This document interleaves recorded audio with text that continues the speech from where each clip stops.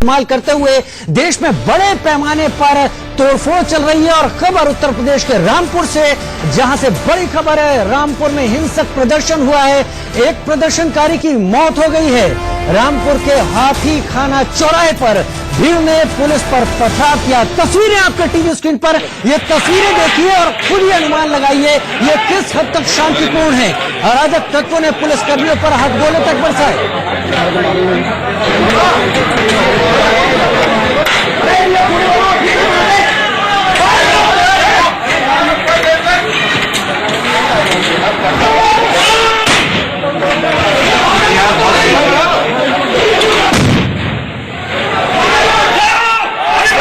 तस्वीरें आपके TV screen पर। रामपुर में आगजनी, पथराव, जवाब में पुलिस ने गोली चलाई, जिसमें एक शख्स की मौत हो गई। उपद्रवियों ने एक कार में आग लगा दी और कुछ बाइकें भी फूंक दी। ईदगाह चौराहे के आसपास मौजूद भारी भीड़ ने सुरक्षा बलों पर पथराव करना शुरू कर दिया, जिसके बाद हालात इस कदर बिगड़े। पुलिस और प्रशासन के अधिकारियों को समझाने के बावजूद हिंसक भीड़ नहीं मानी। ओमपाल ज्यादा जानकारी के साथ हमारे साथ रामपुर से इस वक्त जुड़ रहे हैं। ओमपाल, तस्वीरें हम देख रहे हैं और तस्वीरें किसी भी लिहाज से शांतिपूर्ण प्रदर्शन की बात नहीं करती। अभी हालात किस तरीके के हैं?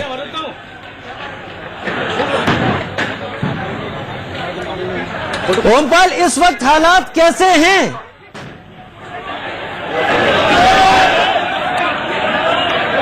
रामपुर में आगजनी, पथराव हो रहा है। तस्वीरें टीवी स्क्रीन पर आपके, और ये तस्वीरें कहीं से भी इस बात का संकेत नहीं देती कि रामपुर में शांतिपूर्ण प्रदर्शन हो रहा है। ओमपाल हमारे साथ ज्यादा जानकारी के साथ रामपुर से जुड़ रहे हैं। ओमपाल, इस वक्त हालात क्या हैं?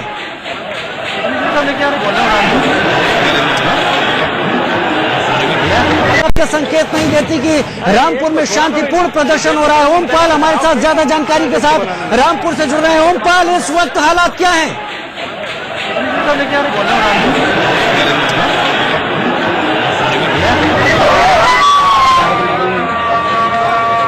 संवाददाता ओमपाल सिंह ने कुछ देर पहले हिंसा के हालात का जायजा लिया और रिपोर्ट देख लेते हैं। रामपुर जिलाधिकारी अंजनी कुमार और पुलिस अधीक्षक अजयपाल शर्मा ने आज जो खाका तैयार किया था उस पर वो खरा नहीं उतर पाए, क्योंकि वो लोगों के बीच में खड़े होकर लोगों से आग्रह कर रहे थे, विनती कर रहे थे। हमने कई बार देखा लोगों से कह रहे थे आप घर जाइए, धारा 144 लगी हुई है, और आपके जो मौलाना उलेमा हैं उन्होंने भी प्रोटेस्ट करने से मना कर दिया है। इस बीच में मौलाना उलेमा भी लोगों से अपील करते रहे आप घर जाइए, लेकिन तमाम सारे उपद्रवी हैं कि वो घर नहीं गए। और यही वजह थी कि ये जो सड़कें आप देख रहे हैं, यहाँ पर जमकर पत्थरबाजों ने पत्थरबाजी की, पुलिस पर तमाम सारी पथराव किया, हद यहाँ तक कि यहाँ पर कई गाड़ियां फूंक दी हैं। हालांकि वो किसकी गाड़ियां हैं, किसने फूंकी, ये सब पता नहीं चल पाया। लगभग 1.5 घंटे तक यहाँ पर उपद्रवियों ने पुलिस के जवानों पर, सीआरपीएफ के जवानों पर, सिविल जो पुलिस यहाँ पर थी उसके जवानों पर पत्थरबाजों ने पथराव किया। हालांकि पुलिस ने भी अपना बचाव करते हुए उपद्रवियों पर तमाम पत्थर फेंके, गोलियां भी चलाई। लेकिन अब इन सब चीजों को लेकर क्या आगे रणनीति बनती है? क्या वो जो उपद्रवी हैं जिन्होंने रामपुर में हिंसा भड़काई और लोगों को यहां पर उकसाया, क्योंकि रामपुर जिलाधिकारी कह रहे हैं कि जिन जिन लोगों ने लोगों को उकसाया है, यहां पर हिंसा करवाई है, उनके खिलाफ जांच कराकर बड़ी कार्रवाई की जाएगी। ओमपाल हमारे साथ जुड़ गए हैं इस वक्त फोन लाइन के ऊपर। ओमपाल, हाथीखाना चौराहे पर जो कुछ हुआ वो तस्वीरें सामने हैं, अभी हालात क्या हैं और पुलिस किस तरह से सख्ती बरत रही है वहां? देखिए, हालात पर नियंत्रण है, लेकिन जिस तरह से 2 घंटे पहले की तस्वीर थी, वो तो इंटरनेट सेवा यहाँ पर बंद थी। पूरी दुनिया में पता चल जाता कि तहजीब के शहर रामपुर में क्या हुआ, रामपुर के उपद्रवियों ने कौन सा परिचय दिया है। क्योंकि सुबह से ही रामपुर डीएम अंजनी कुमार, पुलिस अधीक्षक अजयपाल शर्मा लोगों से आग्रह कर रहे थे, निवेदन कर रहे थे कि आप चले जाइए, धारा 144 लगी हुई है। और जो उलेमा है, मौलाना है, वो भी निवेदन कर रहे थे, लेकिन तमाम जो उपद्रवी थे वो नहीं माने और उन्होंने वही किया जिसकी किसी को उम्मीद नहीं थी, क्योंकि तहजीब के शहर रामपुर में आजादी के बाद। ओमपाल हमारे दर्शकों के लिए बताइए, शुरुआत कितने बजे हुई और किस जगह पर हिंसा भड़कनी सबसे पहले शुरू हुई? बिल्कुल राजीव, देखिए, मैं शुरू से ही पूरी घटना को आपको बता रहा हूं। जो ईदगाह गेट है वहां पर प्रोटेस्ट करने के लिए तमाम सारे जो लोग थे वो पहुंच रहे थे और पुलिस ने उनको रोकने के लिए चारों दिशाओं से बैरिकेडिंग लगा दी थी और वहां पर एक जगह की बैरिकेडिंग तोड़ने में वो लोग कामयाब हो गए। उनको लोग अफसर समझा रहे थे, लेकिन थोड़ी दूरी पर 500 मीटर की दूरी पर एक जगह है, घनी आबादी में यानी लोग उलमा मौलाना सब समझाने की कोशिश कर रहे थे, पुलिस अधिकारी समझाने की कोशिश कर रहे थे, लेकिन ये भीड़ जैसे प्रदर्शन की जगह हिंसा करने पर ही उतारू थी। इस पूरे वाकये पर, इस पूरी हालत पर पुलिस का क्या कहना है, पहले वो सुन लेते हैं। रेलवे शुरू से निवेदन किया था, उन लोगों ने आग्रह स्वीकार भी कर लिया था कि हम लोग कॉम्बिनेशन नहीं करेंगे और कोई इकट्ठा नहीं होगा। उसके बावजूद भी लोगों ने 100 मोटो वहाँ पे इकट्ठा हुए, 4 तहसीलों में ज्ञापन देकर के उसका कार्यक्रम समाप्त किया। यहाँ पर कुछ अराजक तत्व जो थे उन लोगों ने फिगर आउट किया, पत्थरबाजी किया और उससे विदा दी। यहाँ पर लोग मोटरसाइकिल कराई गई है। इस समय मैं बरेली से आया हूँ, अविनाश बरेली जोन, और इस समय यहाँ पर हम लोगों को शांत करने के लिए निवेदन कर रहे हैं और इसमें यहाँ पे शांति पुलिस समझाने की कोशिश लगातार करती रही। हाथीखाना ईदगाह चौराहे के पास ये सारी की सारी हिंसा शुरू हुई। हमारी इस पूरी पड़ताल में एक सवाल ये भी कि जब उलेमा समझा रहे हैं, मौलाना समझा रहे हैं, डीएम, एसएसपी, पुलिस के तमाम वरिष्ठ अधिकारी समझा रहे हैं, ये भीड़ समझ क्यों नहीं रही? 2 तस्वीरें आपके टीवी स्क्रीन पर इस वक्त। एक तरफ उत्तर प्रदेश के रामपुर में बवाल, वहीं रामपुर से कुछ ही दूरी पर उत्तराखंड के हल्द्वानी में भी इसी तरह के हालात पैदा करने की कोशिश की गई।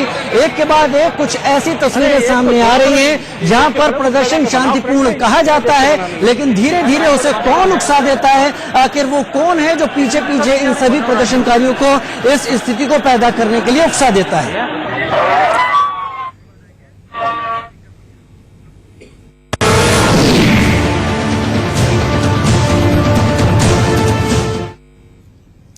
तो बात बहुत सीधी सी है, प्रदर्शन कीजिए, आपका लोकतांत्रिक हक है, लेकिन हिंसा का हिसाब देना ही होगा। देश में नागरिकता कानून को लेकर बवाल है, सियासी उबाल है और हमारे नेता उसको भड़काने में भी लगे हैं। संपत्ति जलकर खाक हो गई, रेलवे को नुकसान पहुंचा, सड़कें जाम हैं और जनता परेशान। हुड़दंगियों ने राजनीतिक दलों के उकसावे पर लाखों करोड़ों की संपत्ति जला डाली, उसका हिसाब तो देना ही होगा। अब ये कैसे वसूल किया जाएगा, ये सरकारों को बताना होगा।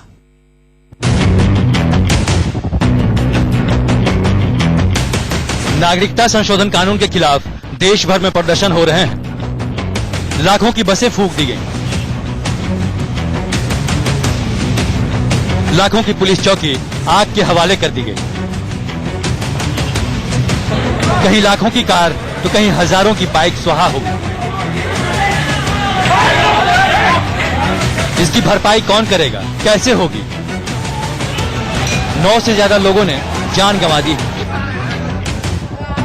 हजारों करोड़ की संपत्ति खाक में मिल गई, इसकी भरपाई कैसे होगी? देश को हुए नुकसान की भरपाई कैसे होगी? नागरिकता कानून के विरोध में हुई हिंसा से भारतीय रेल को अब तक करीब 88 करोड़ का नुकसान हुआ।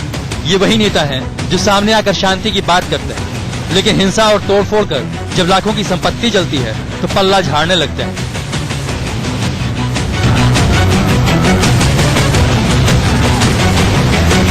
लखनऊ, गोरखपुर के ये लोग कौन हैं? जामिया में हिंसा फैलाने वाले ये लोग कौन हैं?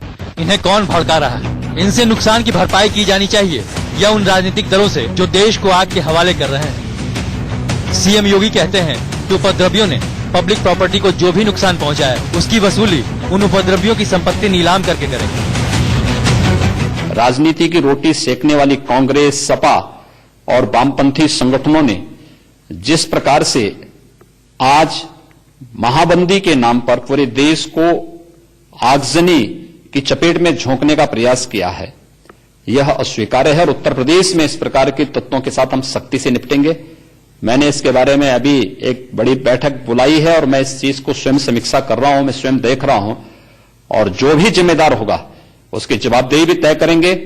इस हिंसा में लिप्त प्रत्येक तत्व की प्रॉपर्टी को जब्त करेंगे और उस जब्त से सार्वजनिक संपत्ति को हुए नुकसान या कहीं पर पब्लिक प्रॉपर्टी को जो डैमेज किया गया है, इसकी भरपाई भी हम उन सभी उपद्रवियों से करेंगे। उत्तर प्रदेश के करीब 1.5 दर्जन शहरों में प्रदर्शन के दौरान हिंसा हुई और करोड़ों की संपत्ति को नुकसान पहुंचाया। ये जनता की ही संपत्ति है, जनता के पैसे हैं, जिन्हें राजनीतिक दल अपने फायदे के लिए आग के हवाले कर रहे हैं। जिन्होंने नुकसान पहुंचाया उन्हें ही भरपाई करनी होगी। Bureau report, India news. लोकतंत्र में सबका हक है सरकार के किसी भी कदम का विरोध करना, अगर वो कदम पसंद नहीं है, लेकिन उसको एक दायरे में रहकर करना कहीं बहुत जिम्मेदारी भी होता है। आखिर इस सारी हिंसा के पीछे जिम्मेदार कौन? अगर कोई जिम्मेदार है तो उसे हिसाब तो देना ही होगा, क्योंकि यूं ही नहीं पब्लिक प्रॉपर्टी को खत्म किया जा सकता। हमारे साथ एक पैनल जुड़ रहा है और पैनल अपने आप में काफी समर्थ है कि इन सारी बातों को साफ कर पाए। हमारे साथ प्रिया चौधरी, प्रवक्ता बीजेपी, जुड़ रही है। हमारे साथ देश रतन निगम साहब जुड़ रहे हैं, जो कि पॉलिटिकल एक्सपर्ट हैं, एक्सपर्ट के तौर पर अपनी बात रखेंगे। सईद अब्बास हमारे साथ बेंगलुरु से जुड़ रहे हैं, वो भी राजनीतिक विश्लेषक के तौर पर हमारे साथ जुड़ रहे हैं। और साथ में ऋषि मिश्रा हमारे साथ जुड़ रहे हैं, राजनीतिक विश्लेषक के तौर पर।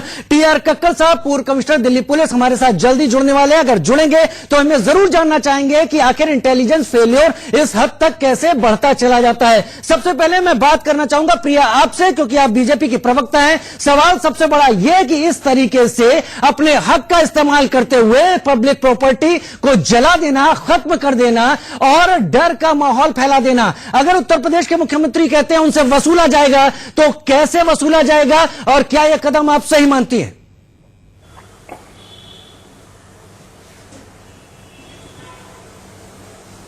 बड़ा सवाल तो यही है कि जो लोग कैब और सीए पर सवाल उठा रहे हैं और ये बता रहे हैं कि कौन से आर्टिकल का उल्लंघन हो रहा है, तो उनसे ये भी तो पूछा जाना चाहिए कि जब वो सड़कों पे उतर के अपने अधिकार, जो कि उन्हें पूरी तरह से मालूम ही नहीं है, भ्रमित हैं वो लोग और उन्हें जानबूझकर पॉलिटिकल फायदा लेने के लिए उकसाया जा रहा है, अपने कर्तव्यों का निर्वहन क्यों नहीं कर रहे हैं? क्यों उन्हें दिखाई नहीं दे रहा है कि वो पब्लिक प्रॉपर्टी का या देश की संपत्ति का नुकसान कर रहे हैं? और जिस प्रकार की राजनीति ये हो रही है, इसमें मैं चाहती हूँ कि मीडिया को भी एक महत्वपूर्ण रोल निभाना चाहिए, ये दिखाने के लिए कि कौन से तत्व हैं, कौन से लोग हैं, वो कौन सी सोच काम कर रही है इन लोगों के पीछे जो इन्हें उकसा रही है, भड़का रही है।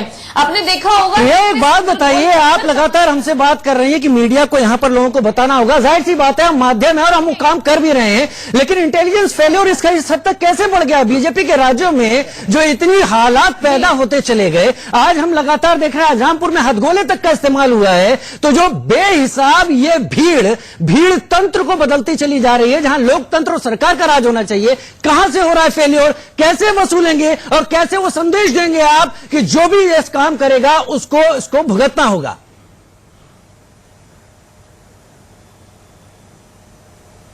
हमेशा जब भीड़ बाहर निकलती है ना, तो एक बात कही जाती है कि भीड़ का कोई रूप, आकार और धर्म और जाति नहीं होती। वही अब देखने को मिल रहा है, लेकिन लोग समझ रहे हैं कि कौन से लोगों को कौन से लोग भड़का रहे हैं। यहाँ पर यह नहीं कहा जा सकता कि सरकार का तंत्र फेलियर हो गया है, यहाँ पर यह कहना चाहिए कि जो अपोजिशन में लोग बैठे हैं वो राजनीतिक फायदे के लिए किस तरह से लोगों का इस्तेमाल कर रहे हैं। एक बात है कि जो अपोजिशन है वो लगातार इस प्रदर्शन को हिंसक प्रदर्शन में तब्दील करवा रहा है, यही कहना चाहती हैं आप? क्या कर रही है ऋषि मिश्रा, आप हमारे साथ जुड़े हुए हैं, सरकार क्या कर रही है? तमाम बातें हो सकती है। प्रिया मैं आ रहा हूं, आपको मैंने मौका दिया, ऋषि से बात कर लेता हूं। ऋषि, ये सभी लोग जानते हैं सीएए को लोगों ने पढ़ा है, उस बिल की कॉपी जलाने से नहीं होगा, उसे पढ़ना भी जरूरी होगा। और क्या इस तरह का हिंसक प्रदर्शन चलता रहेगा? और अगर चलता रहेगा तो वसूलना कहाँ गलत है? सरकार वसूलेगी अगर इनसे? बिल्कुल गलत है। आज जिस प्रकार से पटना में पत्रकार भाइयों को पीटा गया है, उसका भी मैं निंदा करता हूँ। ऋषि भाई, मैं ये पूछ रहा हूँ, क्या वसूला जाना सही है? और क्या संदेश? नहीं, सही है, बिल्कुल है। यदि जो प्रदर्शनकारी पब्लिक प्रॉपर्टी को नुकसान पहुंचाते हैं, उनको आइडेंटिफाई कीजिए और उनको जेल भेजिए और उनके प्रॉपर्टी से पैसा वसूलिए, अच्छी बात है। लेकिन सरकार के जो तुगलकी फरमान है, उसका विरोध करना भी लोकतांत्रिक अधिकार है और आप इस लोकतांत्रिक अधिकार से रोक नहीं सकते हैं। आप सुनिए मेरी बात, आप हिंदू मुसलमान के नहीं है, आप ये हिंदू मुसलमान के नहीं है, आप भारत से गरीबों को भगाना चाहते हैं। आप अमित शाह के बयान को देखिए, अमित शाह का बंगाल का बयान देखिए, अमित शाह के बंगाल का बयान देखिए। अमित शाह जी कहते हैं सीए के बाद कुछ नहीं होगा, लागू करेंगे, चिल्लाने से कुछ नहीं होगा। ऋषि, मेरी बात सुनिए, यहाँ बात सुनिए। लगातार जो विपक्ष के तमाम बड़े नेता हैं वो कह रहे हैं प्रदर्शन हमारा हक है, हम करेंगे, लेकिन हर जगह शांतिपूर्ण प्रदर्शन इस तरह की हिंसक प्रदर्शन में बदलता है। इसको रोकने की भी तो जरूरत है। सर सुन तो आग लग रही है, लोगों में डर फैल रहा है। आपका सुन तो लीजिए। मैं उन पॉलिटिकल पार्टी से भी कहना चाहता हूं, यदि आपके प्रोटेस्ट में कुछ असामाजिक तत्व घुसते हैं तो आपके प्रोटेस्ट को डाइल्यूट किया जा रहा है। लेकिन सावधान रहिए। कौन है ये लोग? सरकार क्या कर रही है? सरकार क्या कर रही है? आज हथगोले का इस्तेमाल हो रहा है। आज हथगोलों का इस्तेमाल हो रहा है रामपुर में। इसके पहले गाड़ियां जलाई जा रही हैं, उसके पहले लोगों को निशाना बनाया जा रहा है। आप यहां पर देखिए 3,500 लोगों पर केस दर्ज हो चुका है और 9 की मौत हो चुकी है। क्या बनाना चाहते हैं देश को ये लोग इस प्रदर्शन की आड़ में? कहां से आ रहा है, साधन कहां से आ रहे हैं, ये भी तो पूछिए जरा इन लोगों से। हथगोले कहां से आ रहे हैं, पेट्रोल बम कहां से आ रहे प्रिया, हैं? मैं चाहूंगा देश रतन निगम साहब बोल रहे हैं, आपकी बात मैं जरूर सामने रखूंगा। देश रतन निगम साहब, जवाब भी देना पड़ेगा आपको। ये जो हिंसा हो रही है सिर्फ अफवाह और डर के माहौल के कारण हो रही है। जो वहां पे प्रदर्शनकारी और जहां तक सारे चैनलों ने दिखाया उनको ये भी नहीं पता कि सड़क पर क्यों आए हैं। कोई ऐसा व्यक्ति नहीं मिला जिसको पता हो कि सीएए क्या है और एनआरसी क्या है, लेकिन उनमें दिमाग में अफवाह भर दी गई, डर पैदा कर दिया। और दूसरा जो आप इंटेलिजेंस फेलियर की बात कर रहे हैं, मैं देखिए इंटेलिजेंस का कहीं कोई फेलियर नहीं है। पुलिस, सुनिए एक मिनट, बीच में मत बोलिए। पहले मैं बता रहा हूं, पुलिस और प्रशासन के संयम को उसकी कमजोरी ना समझे। ये पुलिस और प्रशासन बहुत संयम से काम कर रही है और उसको उसकी कमजोरी ना समझा जाए। ऋषि भाई क्लियर कर, ऋषि भाई रतन निगम साहब ने सवाल उठाया इंटेलिजेंस फेलियर का। शायद उस पर सबसे बेहतर बताने की स्थिति में टीआर कक्कर साहब है, फॉर्मर पुलिस कमिश्नर है दिल्ली पुलिस के। कक्कर साहब, ये आखिर जब जामिया से सारे हालात बिगड़े, जाफराबाद सीलमपुर चले गए, तो ये इंटेलिजेंस फेलियर आखिर हो किस तरीके से जाता है कि दूसरे राज्यों को वक्त रहते सूचनाएं नहीं मिलती और वहां पर भी कमोबेश वैसे ही चीजें चलती हैं जैसे चल रही थी, और कहीं बहुत रामपुर में आज तो हथगोलों का इस्तेमाल हुआ बढ़ भी जाती है।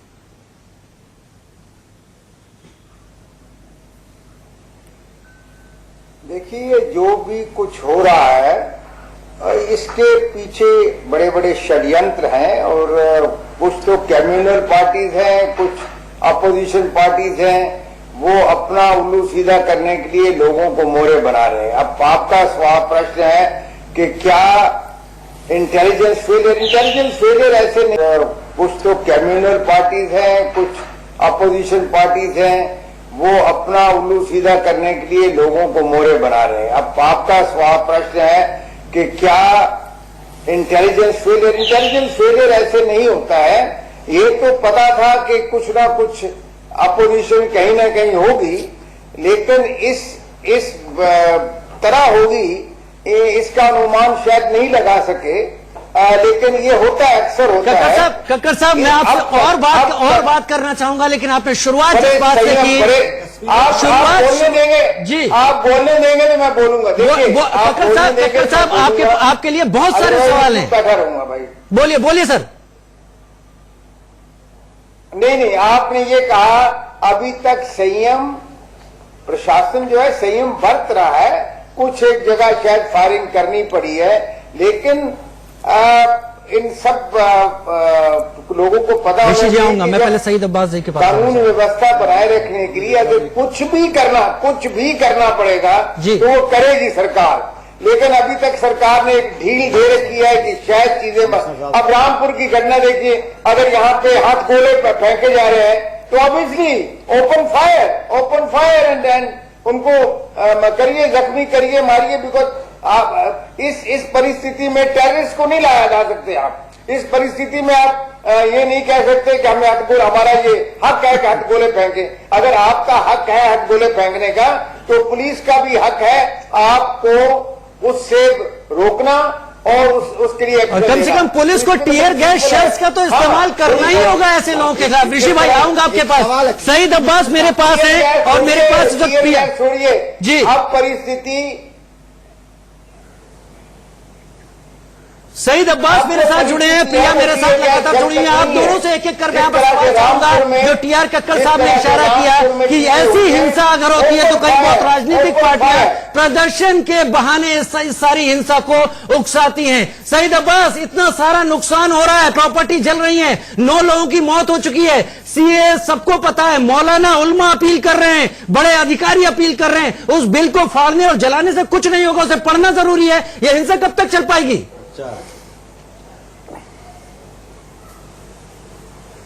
राजीव शर्मा साहब, सबसे पहले मैं ये बताना चाहूंगा कि जो 9 मौत हुई है वो किसकी हुई है? पुलिस वालों की नहीं, जो लोग प्रोटेस्ट कर रहे थे उनकी हुई है। और जो हिंदू मुस्लिम दंगा फसाद कर रहे हैं उनमें हुई है। मैं एक चीज मानता हूं कि न हिंदू बुरा है न मुसलमान बुरा है, जो करता बुराई वो इंसान बुरा है। हमें ये जानना चाहिए, हमें ये इंक्वायरी करना चाहिए कि इन सबके पीछे है कौन। हिंदू मुस्लिम फसाद आप अगर गलत आप शब्द देखें यूज तो कर रहे ज्यादा हैं। से ज्यादा हमें बात करने का अब ये एक विशेष समुदाय वर्सेस देश हो गया है। कृपया करके मुझे बात करने दीजिए, बहुत बहुत शुक्रिया। ठीक है, आप बात कर लीजिए, आप बात कर लीजिए। मुझे क्यों बुलाया इस शो पे? मेरी भी बात सुनिएगा ना। सही बोलिए। शुक्रिया। तो अगर आप देखें तो जहां भी भाजपा का रूलिंग स्टेट है वहां पे सबसे ज्यादा दंगे नहीं बुलाया है, सबसे ज्यादा मौत वहां पे हुई है। फिर से जनता को बहकाने के लिए नहीं बुलाया है। आप सही बात करिए, सही तथ्य रखिए। 144 इम्पोज किया गया है जी। आप मेरी आवाज दबा नहीं सकते। आप बोलिए, आप बोलते रहे, हम भी आपको सुन रहे हैं, क्योंकि आपके इस सवाल पर हम भी काउंटर करना चाहेंगे। लोकतंत्र है, आप मेरी आवाज मत दबाइए। भाजपा के प्रवक्ता मजाक बन गए हैं टीवी डिबेट शो में, बस आते हैं, आवाज दबाते हैं और चले जाते हैं। ऐसे नहीं कर सकते आप। तमाम बातें कही। आपको पता है मैं कल एक प्रोटेस्ट में था, मुसलमान से ज्यादा हिंदू भाई का हिसाब तो देना ही होगा ना। पुलिस भी घायल हो रही है। सईद मेरी सीधी सी बात, उल्मा जानकार हैं, मौलाना जानकार हैं, मुस्लिम समाज के बड़े लोग जानकार हैं, और वो सब समझा रहे हैं। मस्जिदों तक से अपील हो रही है, फिर ये भीड़ प्रदर्शन क्यों कर रही है, आग क्यों लगा रही है, लोगों को अफरा तफरी में क्यों डाल रही है? अरे एंकर साहब, धर्म से क्यों जोड़ रहे हैं? ये पूरा देश इसका विरोध कर रहा है। लोग ये सवाल आपको बिल्कुल राजीव शर्मा साहब, ये सवाल पुलिस वालों से भी पूछना चाहिए। पुलिस वाले धनाधन टेयर गैस शेल्स का उपयोग कर रहे हैं। पुलिस वालों को भी पत्थर पड़ रहे हैं। मैं पुलिस वालों की भी बात करूंगा। अगर उन्होंने कहीं ज्यादती की है तो वो भी बात रखी जाएगी भाई। पुलिस वाले हैं या गुंडे हैं? ये कि कश्मीर में पुलिस वाले हैं या अमित शाह के गुंडे हैं? कौन ये? आप जवान सवाल के बात करिए, जवाब साहब आप जवान सवाल के बात करिए। पुलिस वालों को आप गुंडा बुला रहे हैं। शो पर अपनी जिम्मेदारी निभा रहे हैं। आप इस तरह के शब्दों से नहीं बोल सकते। अगर इन्हीं प्रदर्शनकारियों को पुलिस और ऐसा कहने लगे तो आप कैसे रिएक्ट करेंगे? किसी का बाप का हिंदुस्तान थोड़ी है। देखिए क्या शब्द के ऋषि, इस तरह के शब्दों के चयन पता लग गया दंगों के पीछे कौन है, पता लग गया दंगों के पीछे कौन है। सार्वजनिक संपत्ति को तोड़ सईद अब्बास जैसे लोग दंगों के पीछे। नहीं ऋषि, नहीं, पुलिस की जिम्मेदारी पाबंदी वाले हैं और वो भी परिवार से हैं, वो भी जिम्मेदारी निभा रहे हैं लोकतंत्र के तहत। उनको आप इस तरह से नहीं बोल सकते। शब्दों के चयन में आपको थोड़ा सा यहाँ पर ध्यान रखना होगा। देशरतन साहब, सईद अब्बास साहब, आप मेरे साथ बहुत बार डिबेटों में रहे हैं, लेकिन आपने जो आज अभी बात करी है कि पुलिस वालों को गुंडा बताया है, और अगर टीवी चैनल पे बैठ के आप बोल सकते हैं तो पीठ पीछे आप क्या कर रहे होंगे, ये सोचिए। जिस तरह की अफवाह और हिंसा फैलाई जा रही है, आपने आज बहुत ही घटिया बयान दिया है नेशनल टीवी पे, बहुत ही घटिया बयान दिया है। ऋषि, दुख होता है, घटिया बयान दिया है आपने। यही बात कहते क्या मेरे परिवार और आपके परिवार के लोग रहते थे और पुलिस गोलियां बरसा रही हो तो आप यही बात कहते? स्वतंत्र घूम रहे हैं देश में। आप बहुत ही पढ़े लिखे, बहुत आला दर्जे के आदमी हैं। आप विरोध कीजिए, पुलिस का आज विरोध कीजिए। टीआर कक्कड़ साहब, सही माफी चाहूंगा। टीआर कक्कड़ साहब, अगर पुलिस लाठीचार्ज कर रही है, अगर पुलिस, सही अब्बास साहब, मैं आपसे रिक्वेस्ट करूंगा, क्योंकि आपने थोड़ी सी शब्दों की सीमा लांघ दी है जो मेरे शो के हिसाब से नहीं है। टीआर कक्कड़ साहब, पुलिस किस तरह से अपनी जिम्मेदारी निभाएगी? क्या पुलिस पत्थर खाती रहेगी या पुलिस उन कदमों को उठाएगी जिन्हें उठाना चाहिए? आपने शुरुआत में यह बात कही थी कि राजनीतिक दबाव, राजनीतिक पार्टियों के चलते ये सारे हाल पैदा हो रहे हैं, तो इनसे वसूला जाना कितना सही है, कितना गलत है? अगर ये जो लोग हिंसा कर रहे हैं, इनसे सारा पैसा क्यों ना वसूला जाए? ये देखिए, मुझे समझ नहीं आती। अब्बास साहब भी पढ़े लिखे लगते हैं कि भाई आपका हक है, आप प्रदर्शन करें, आपका हक है अपनी आवाज उठाएं, लेकिन वो शांतिपूर्वक होनी चाहिए। और जब ये हिंसा में बदल जाती है कुछ चीज, तो आप स्वयं जिम्मेवार हैं। जो भी व्यक्ति इस तरह के प्रदर्शन को ऑर्गेनाइज करता है, सिर्फ वो जिम्मेवार है। जो पुलिस वाले और अगर ये हिंसा कर रहे हैं, वो सब नहीं दिखता। पुलिस पहले कभी लाठी नहीं चलाती, और अगर पुलिस पहले कभी भी इस तरह की चीजें नहीं करती। पुलिस वाले सईद अब्बास साहब, पुलिस पर अगर पेट्रोल बम फेंके जाएंगे, हथियार फेंके जाएंगे, तो आप उम्मीद नहीं कर सकते कि पुलिस खड़ी रहेगी तब तक कि जब तक से ऑर्डर का इंतजार करना होगा। ये मैं जो रामपुर का मैं देख रहा हूँ, इसमें अगर फायरिंग भी करती है पुलिस, तो बिल्कुल जाहिर होता है सबसे बड़ा कानून जमीन का। Inquiry because we justify why we have to open fire, and firing भी यहाँ पे जस्टिफाइड है और ये बंद होना चाहिए। अदरवाइज हर एक ये सोचता है कि मैं जो मर्जी करूँ देश में। अब्बास साहब, आज आपने पुलिस को गुंडा बुला के लाठीचार्ज भी करेंगे, अगर आप नहीं मानते हैं, लोगों को उत्तेजित करने का काम किया है आज। होगी और ये बहुत ही खतरनाक बात है। फायरिंग भी होगी, आप बंद कर दीजिए। राजीव शर्मा साहब, आपने आज पहले पुलिस को गुंडा बोल के लोगों को उकसाने का काम किया, उपद्रव करने के लिए की बात है। बड़े दुख की बात लेकिन है। अगर आप पुलिस के ऊपर पत्थर फेंकेंगे और इसके लिए आपके ऊपर मुकदमा दर्ज होना चाहिए। आग लगाएंगे और फायरिंग करें। अब देखिए, ऐसे लोग ऋषि आप जैसे लोग ही दंगे फैलाते हैं अब्बास साहब। ऋषि ओवैसी कहते हैं कि सबको हम बताएंगे, प्रदर्शन करें, अपनी बात रखें, प्रदर्शन हिंसक हो जाता है। भागलपुर में आरजेडी प्रदर्शन करती है, प्रदर्शन हिंसक हो जाता है, गाड़ियां जला दी जाती हैं, सामान नष्ट होता है। वो लोग जो ट्रैफिक में फंसे हुए हैं, वो अपनी जान को परेशान होते हैं। आग खुलेआम लगाई जा रही है। ऐसा लग रहा है कि एक के बाद एक हर जगह प्रदर्शनकारी दूसरे को मात देना चाहते हैं। अगर इनसे कड़ाई से पैसा ना लिया जाए, इनसे वसूला ना जाए, तो कैसे लॉ एंड ऑर्डर कायम होगा? फूल देके नहीं हो सकता। देखिए, आपने बिल्कुल सही कहा। अब्बास जैसे लोग जो ही हैं, वो प्रोटेस्ट को डाइल्यूट करने की कोशिश कर रहे हैं अपने गलत बयानबाजी से। पुलिस को हम सैल्यूट करते हैं, पुलिस का जो ड्यूटी दिया गया वो कर रहे हैं। लेकिन मेरा सवाल इस तुगलकी सरकार से, जो तुगलकी ऑर्डर जनता पे थोपना चाहती है, और जनता यदि शांतिपूर्ण प्रदर्शन कर रही है, गुआ साहब जैसे लोगों को अरेस्ट किया जा रहा है। एक भी प्रोविजन बताइए। आप भारत से गरीबों को भगाना चाहते हैं, भारत से गरीबों को भगाना चाहते हैं।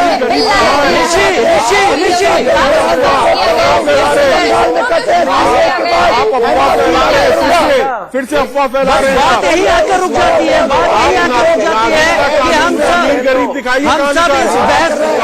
अमीर गरीब दिखाइए। मैं छोटा सा ब्रेक लेने जा रहा हूं, लेकिन मैं ऋषि से पूछना जरूर चाहूंगा कि आखिर तुगलकी क्या दिख रहा है। सईद, आप भी बताइएगा, सीए में ऐसा क्या है जो मुसलमानों के खिलाफ है और एक वर्ग को भड़काने की कोशिश लगातार की जा रही है? जरूर बताइएगा, मैं आपके पास आना चाहूंगा छोटे से ब्रेक के बाद। का एक ताजा बयान आपको सुनवाने जा रहे हैं। प्रदर्शनकारियों के बीच पहुंचकर वो कह रहे हैं कि नागरिकता कानून के तहत पाकिस्तान, बांग्लादेश और अफगानिस्तान से आने वालों को बसाया जाएगा और अपने देश के नागरिकों को निकाला जाएगा। जरा देखिए कैसे गुमराह करने वाला बयान दिया जा रहा है। नहीं है, या मुंबई का नहीं है, कलकत्ता का नहीं है, किसी और स्टेट का, तो उसका रजिस्ट्रेशन उस स्टेट में होगा जहां का वो 71 में था, जहां पर था 71 में।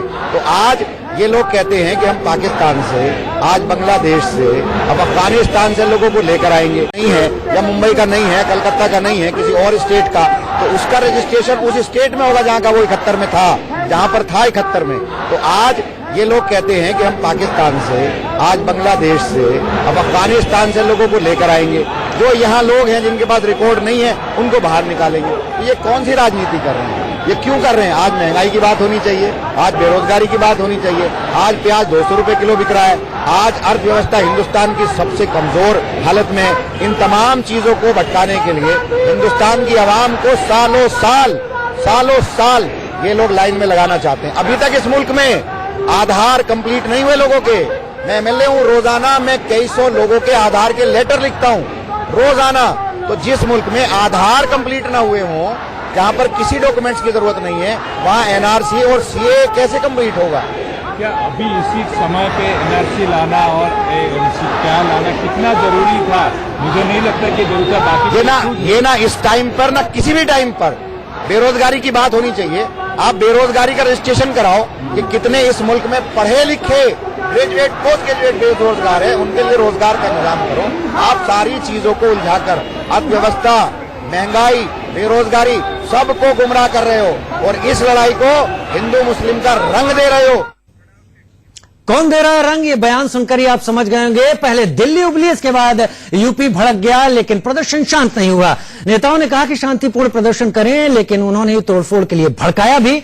बिहार में आरजेडी का प्रदर्शन हुआ और कार्यकर्ताओं ने संपत्ति को नुकसान पहुंचाया। नेताओं को पता है कि जब भी रैली या इस तरह का प्रदर्शन होता है तो भीड़ बेकाबू हो जाती है, लेकिन नेताजी ये बात सुनते कहां हैं? उन्हें राजनीति करनी है।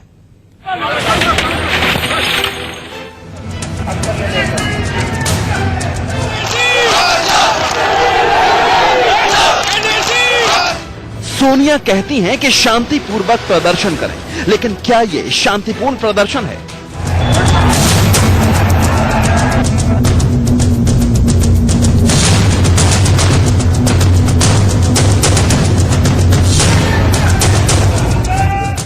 पूरे देश में हुए प्रदर्शन में 10 से ज्यादा लोगों की जान चली गई। ओवैसी कहते हैं विरोध करें लेकिन हिंसा ना हो। क्या ये हिंसा नहीं है?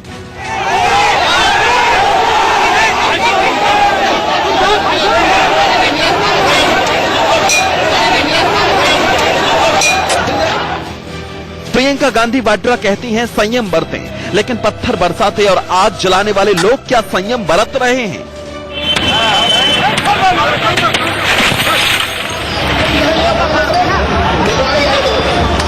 यह है हमारे नेताओं की हकीकत। इनकी जुबान पर है शांति की बात, लेकिन भड़काने में पीछे कोई नहीं है। बिहार में आरजेडी कहती है कि वो शांतिपूर्ण प्रदर्शन कर रही है, लेकिन इन तस्वीरों को देखकर साफ हो जाता है कि यह कितना शांतिपूर्ण है।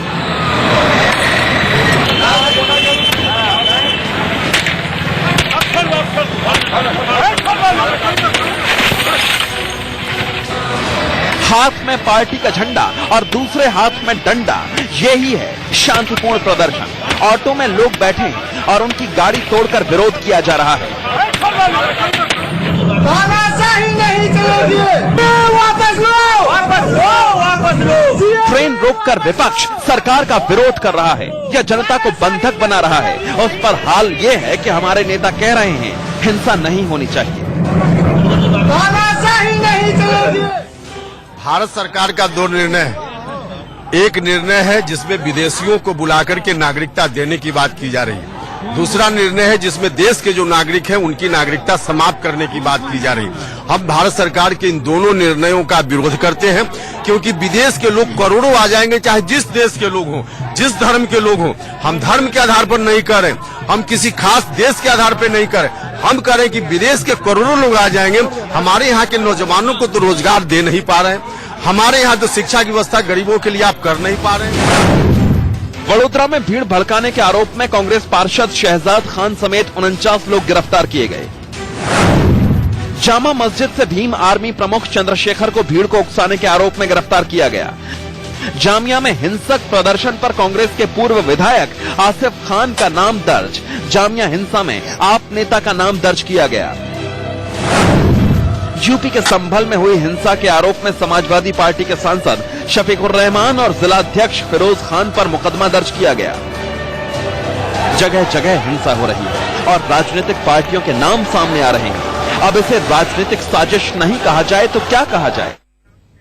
जगह जगह देश के कई हिस्सों में प्रदर्शन हो रहा है, लेकिन वहां से शांतिपूर्ण शब्द गायब है। ये जो प्रदर्शन है हिंसक होता चला जा रहा है। और हमारे साथ तमाम गेस्ट हमारे बने हुए हैं। देश रत्न निगम साहब, एक वीडियो आया था आपसे कुछ दिन पहले अमानतुल्लाह खान का, और उसमें वो कह रहे थे कि अभी ये किया है, आगे दाढ़ी टोपी लगाने पर भी प्रतिबंध हो जाएगा, नमाज में भी प्रतिबंध हो जाएगा, अजान करने पर प्रतिबंध हो जाएगा। आज वो साहब कुछ अलग ही कहानी कह रहे हैं कि वहां से लोगों को लाएंगे और यहाँ के लोगों को निकाल देंगे। ये भड़काऊ बयान नहीं है तो और क्या है? देखिए, ये जो अफवाहें हैं ऐसे ही लोग फैला रहे हैं और इनके ऊपर अभी तक सख्त कार्रवाई क्यों नहीं, इस पे मैं थोड़ा सा आश्चर्यचकित हूं।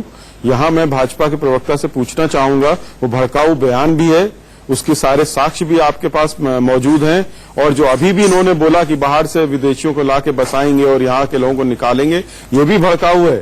इसके लिए मेरे ख्याल से एकदम फौरन एफआईआर रजिस्टर होकर इनको गिरफ्तार किया। प्रिया जी ओखला से विधायक है अमानतुल्लाह खान साहब, अब उनकी सीधी सीधी बाइट, अब तो ये कह भी नहीं सकते कि वीडियो डॉक्टर्ड है। पहले वाले वीडियो पर सवाल उठाए थे, अब वो खुद कह रहे हैं कि लोगों को लाया जाएगा, बसा दिया जाएगा। सीएए में क्या है क्या नहीं है, जब जिम्मेदार लोग इस तरह से करें तो कदम क्यों नहीं उठाए जाते, वो कदम जो जरूरी है। एग्जैक्टली मैं यही कहने वाली थी कि जब जिम्मेदार लोग लोगों को भड़काने का काम कर रहे हैं तो क्या ये ओछी और छोटे नीच किस्म की राजनीति नहीं कर रहे हैं? लेकिन इसे हवा भी तो दी जा रही है, इसे रोका क्यों नहीं जा रहा पूरी ताकत से? चला के दिखाई, उनमें से एक का कंपटीशन हो सकता है ओवैसी से हो कि कौन ज्यादा कट्टरवादी बयान दे सकता है। दूसरे जो दुर्जन थे उन्होंने कहा कि करोड़ों विदेशियों को भारत बुला लोगे, करोड़ों विदेशियों को नहीं बुलाएंगे, सिर्फ 3 देशों से आने वाले 6 समुदाय के लोगों को। सईद अब्बास प्रिया चौधरी सीधे सीधे कह रही हैं, और जो हमने देखा भी, अगर जिम्मेदार लोग भी इस तरह की बयानबाजी करेंगे तो फिर कहां से आप अपना चेहरा छुपा पाएंगे? आप जिम्मेदार हैं इस हिंसा के, लोगों की परेशानी की। इन पे कार्रवाई होगी, सामने दिखाई दे रहा है। मैं कहती हूँ ऐसे में सुप्रीम कोर्ट खुद भी संज्ञान ले कि ये आपके ही पार्टी के ऐसे में मीडिया में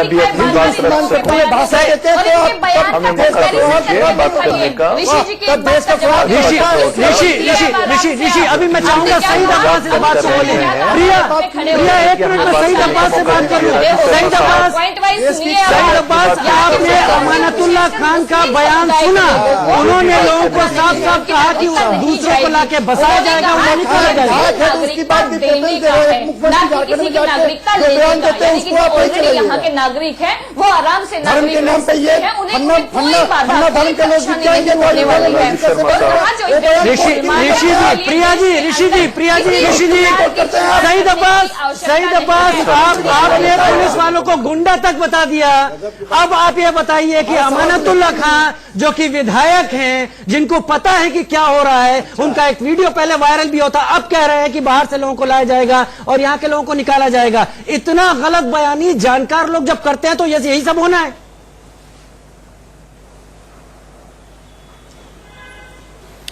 मैं पुलिस वालों को जी हाँ बिल्कुल गुंडा बताया हूँ। गुंडे एक्चुअली बेहतर हैं, ये लोग हथियारे हो। फिर आपकी गलत बानी, मैं माफी चाहूंगा। नहीं, कतई नहीं, आपका ये बयान मेरे टीवी पर नहीं जा सकता, मैं माफी चाहता हूँ। और आगजनी की बात आप कर लेते हैं, यहाँ पर क्या हुआ ये भी बता दीजिए। 15 आरोपियों को कोर्ट में पुलिस ने पेश किया है। मैं डिबेट में रहने लायक नहीं मानता हूं, जब कोई भी पैनलिस्ट पुलिस को गुंडा कहता, मैं जा रहा हूं छोड़ के। दरियागंज हिंसा के 30,000 कोर्ट में सभी आरोपियों की पेशी की गई। 15 आरोपियों को कोर्ट में पुलिस ने पेश किया है। इस वक्त की बड़ी खबर जो इस वक्त आ रही है, दरियागंज हिंसा जहां पर इतना कुछ तमाम सारी चीजें हुई, वहां से 15 लोगों को गिरफ्तार करके कोर्ट में पेश किया गया है। आरोपियों की गिरफ्तारी के खिलाफ प्रदर्शन भी हो रहा है और ऋषि हमारे साथ जुड़े हुए हैं। माफी चाहूंगा सईद, आप एक बार फिर शब्दों की सीमा लांघ रहे हैं। ऋषि, ये शब्द अलग करता हूं, मैं आपसे सीधी बात पूछता हूं, अमानतुल्लाह खान का यह बयान निंदनीय है कि नहीं है, ये आग लगाने वाला है कि नहीं है? देखिए, उन्होंने जो बयान दिया उसको पहले समझने की कोशिश करनी। किस तरह से आप समझना चाहते हैं? मेरी बात सुन तो लीजिएगा सर, सुनते ही नहीं है आप। उनका जो बयान है कि जैसे ही आप सीए लागू कर दिए, उसके बाद एनआरसी लाइएगा, तो जो नागरिक इस देश के आप डॉक्यूमेंट आप भी शब्दों को सहूलियत के साथ रख रहे हैं। देश क्या कहा था और झारखंड में साहब ने बड़ा साफ बोला है कि बाहर से विदेशियों को लाया जाएगा और यहाँ से लोगों को निकाल दिया जाएगा। इसका मतलब वो कह रहे हैं कि यहाँ से नागरिकों को निकाल दिया जाएगा। ये सिर्फ अफवाह फैला रहे हैं। ये जान जाइए, अमानतुल्लाह खान फिर से दंगा करवाने के चक्कर में जामिया वाले इलाके में, ये उनको मेरे ख्याल से उनका प्रिवेंटिव अरेस्ट होना चाहिए। झारखंड का प्रिवेंटिव अरेस्ट फौरन होना चाहिए अमानतुल्लाह खान का झारखंड में इस वक्त, क्योंकि कल को अगर हिंसा हो गई तो उनको यही होंगे, झारखंड में यही जिम्मेदार होंगे। किसी धर्म को टारगेट सबके करते खिलाफ हुए कार्रवाई होनी चाहिए। ऋषि मुख्यमंत्री मिश्रा, को कार्रवाई सबके खिलाफ कार्रवाई होनी चाहिए। मैं आपसे बोल रहा हूँ देश की शांति भंग करने वाले हर एक के खिलाफ कार्रवाई होनी चाहिए। इस तरह से नहीं। मैं और क्या कर रहा हूँ, मैं लगातार कह रहा हूँ, आप उस बात को खींच रहे हैं। राजनेताओं की यही सहूलियत है। जिस तरह से अमानतुल्लाह खान ने बयान दिया, अमानतुल्लाह खान का बयान आपने सुना, आप सपोर्ट कर रहे हैं, आप सपोर्ट कर रहे हैं। और आपको अपने शब्दों को समझना चाहिए। इस तरह से देश की जनता और दिल्ली को बंधक आप लोग बयानों में नहीं बना सकते। कड़ी कार्रवाई की जरूरत है ऐसे तमाम लोगों के खिलाफ जो देश को बंधक बना रहे हैं, जो देश में हिंसा का माहौल पैदा कर रहे हैं। फिलहाल हमारी इस खास पेशकश बहस में एक बात तो साफ हो जाती है कि जो भी नुकसान करेगा, जनता को मुश्किल में डालेगा, उसको उसका हिसाब देना ही होगा। और यह हिसाब बहुत जरूरी भी है, क्योंकि आगे आने वाले दिनों में यह सबक के तौर पर भी काम आएगा। फिलहाल इतना ही, शुक्रिया।